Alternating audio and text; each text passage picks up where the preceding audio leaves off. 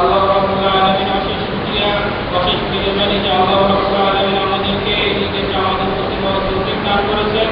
আমরা সকলে মিলে আলহামদুলিল্লাহ। পৃথিবীতে আল্লাহ তাআলা অনেক নিয়ামত দান করেছেন, সবচেয়ে বড় নিয়ামত হচ্ছে ঈমান। দুনিয়ায় একটা লোক যদি সমস্ত বিষয় সমস্ত সম্পত্তির মালিক হয়, সমস্ত নিয়ামতের মালিক হয়, যদি ঈমান ছাড়া হয় সেই সম্পত্তির মালিক হওয়ার কোনো দাম থাকে না। আল্লাহ তাআলা দুনিয়ায় আমাদেরকে পাঠিয়েছেন তার ইবাদত করার জন্য। আল্লাহ তাআলা বলেছেন ওমা খালাকুল জিন্না ওয়াল ইনসা ইল্লা লিয়াবুদুন। আল্লাহ তাআলা মানুষকে ইবাদত করতে পাঠিয়েছেন।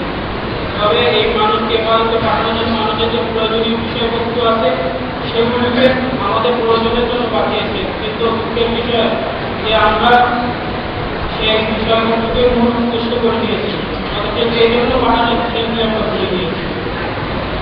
আল্লাহ তাআলা আমাদেরকে যদি দুনিয়ায় পাঠিয়েছেন তার মুসলমানরা আল্লাহর ইবাদত করে জান্নাতবাসী হওয়ার জন্য। তবে যদি আল্লাহর সাথে কেউ নাফরমানি করে থাকে তার জন্য আল্লাহ তাআলা তৈরি করেছেন জাহান্নাম।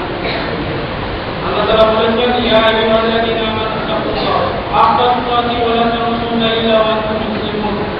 হে ঈমানদাররা, আল্লাহকে ভয় করার মতো ওয়া লা তামুতুন্না ইল্লা ওয়া আনতুম মুসলিমুন।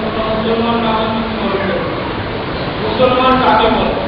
আমরা সকলে তো মুসলমান দাবি করি, কিন্তু মুসলমান কাকে বলে? মুসলমান হচ্ছে যে আল্লাহর পথে চলবে। আমরা নিজের মন মতো ইসলামকে বানিয়ে নিয়েছি। আমার যেটা মন চায় সেটা ইসলাম, আর যেটা আমার মন চায় না সেটা ইসলাম মানে সেটা আমার প্রয়োজন। আল্লাহ তাআলা আমাদের সকলকে তৌফিক দান করে বলে আমিন। আজকে ঈদের দিন মুসলমানদের জন্য যে দুটি আনন্দ আছে, একটা ঈদুল আযহা। আজকে ঈদুল আযহার পাশাপাশি আছে এমন একটা দিন যেটা আল্লাহ তাআলা যে তার খাস বান্দাদেরকে যেভাবে পরীক্ষা নেন, সেই পরীক্ষার একটি উদাহরণ। পরীক্ষার যে আল্লাহ তাআলা ইব্রাহিম আলাইহিস পরীক্ষা নিয়ে আল্লাহ তাআলা এত খুশি হয়ে গিয়েছিলেন যে আল্লাহ রাব্বুল আলামিন সেটা কিয়ামত পর্যন্ত মুসলমানদের জন্য বাধ্যতামূলক করে দিয়েছেন। আমরা তো সামান্য একটা পশু কুরবানি করে নিজেদের সন্তুষ্ট মনে করি বা নিজেরা অনেক কিছু করেছি মনে করি, কিন্তু আল্লাহ রাব্বুল আলামিন হযরত ইব্রাহিম আলাইহিস সালামকে এমন পরীক্ষা দিয়েছিলেন তার সন্তানকে জবাই করার নির্দেশ দিয়েছিলেন, তার সন্তানকে আল্লাহর জন্য কুরবানি করার নির্দেশ দিয়েছিলেন। কিন্তু তিনি যথার্থভাবে সেই পরীক্ষা সফল লাভ করেছেন। কিন্তু আমরা কতটুকু লাভ করতে পারব? আমরা তার অনুকরণ করে ঠিকই ত্যাগ করতেছি, কিন্তু আল্লাহ রাব্বুল আলামিন যে আমাদেরকে এই পরীক্ষা যে কেন নিয়েছেন সেটা তো আমরা বুঝি না। আমাদের থেকে তো আল্লাহ তাআলা এই পশু পাখি দিয়ে কোনো আশা করেন, বরং আমাদের তাকওয়া, আমাদের অন্তরের ভয় ভীতির সবচেয়ে মূল বিষয়। আল্লাহ রাব্বুল আলামিন লা ইয়ানালুল্লাহু রুহুহা ওয়ালা দিমাউহা ওয়ালাকিন ইয়ানালুহু তাকওয়া মিনকুম। যে আল্লাহ রাব্বুল আলামিন তোমাদের তাদের বস্তু বা রক্ত কোনটা আল্লাহর কাছে পৌঁছায় না, তোমার আল্লাহর কাছে পৌঁছায় তোমার তাকওয়া, তোমার অন্তরের যে মূল ইচ্ছা সেটাই হচ্ছে আল্লাহর কাছে পৌঁছানো। আল্লাহর কাছে তোমার বস্তু এর প্রয়োজন নেই।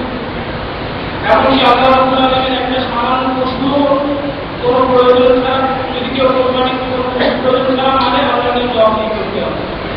এটা আল্লাহ রাব্বুল আলামিন নির্দেশ যে আমরা পালন করব। আল্লাহ তাআলা আমাদের সকলকে তৌফিক দান করুন বলে আমিন।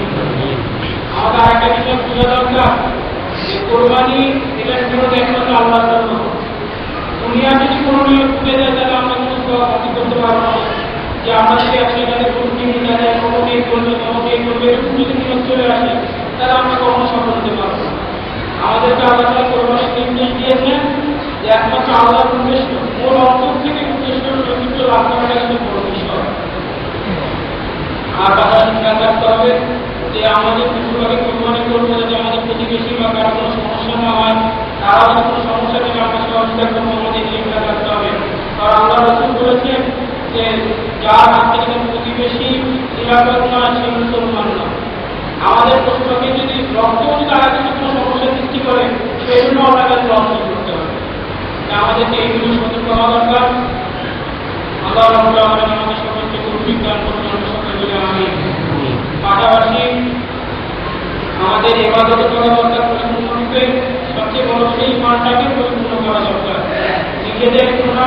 নিজেরা গুনাহ হবে, অনিচ্ছাকৃত হবে, নিজের গুনাহ হবে, তবে এই গুনাহটাই বড় বিষয় না, তওবার আমার পাশাপাশি করতে হবে এবং এই গুনাহ থেকে যতটুকু পারা যায় বাঁচার চেষ্টা করতে হবে। কারণ আল্লাহ তাআলা প্রতি আমরা ইমান এনেছি, আখিরাতের প্রতি ইমান এনেছি। আর আখিরাতের প্রতি যদি ইমান এনেছি পরিপূর্ণ অন্তরস্থল থেকে, তাহলে আমরা কোনো তোমার কাছ থেকে আগাতে পারবো না।